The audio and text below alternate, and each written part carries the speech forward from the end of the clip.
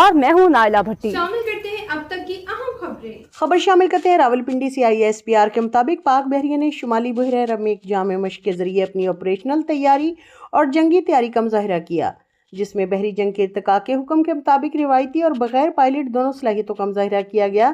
مشق میں LY-80N surface to air missile SAM کی توسیع رینج پر عمودی لانچنگ سسٹم سے کامیاب براہ راست فائرنگ شامل تھی، جس سے پاک بحریہ کے جدید فضائی دفاعی نظام کو طویل فاصلے تک مار کرنے کی صلاحیتوں کی تصدیق ہوتی ہے۔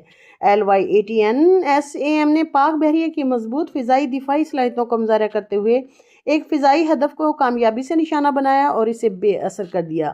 اس مشق میں لوئٹرنگ میونیشنز LM کا استعمال کرتے ہوئے سطحی اہداف کی کامیاب مصروفیت بھی پیش کی گئی، جس سے پاک بحریہ کی درست ہڑتال کی صلاحیتوں کا مظاہرہ کیا گیا۔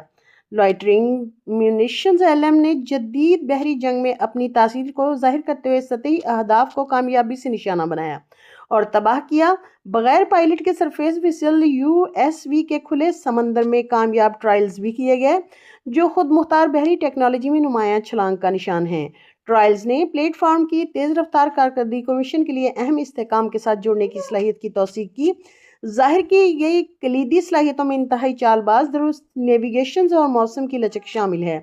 USV ٹیکنیکل انٹرسیپٹر کے اسٹریلتھ کے ساتھ کم رسک اور زیادہ اثر والا حل پیش کرتا ہے۔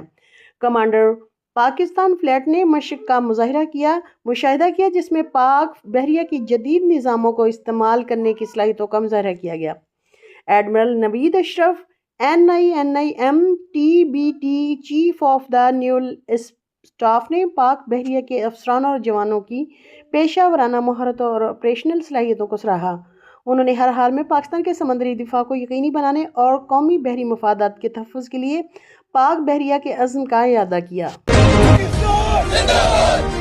اب تک کے لیے اتنا ہی۔ مزید خبروں اور اپڈیٹس کے لیے دیکھتے رہیں صاحبہ نیوز HD۔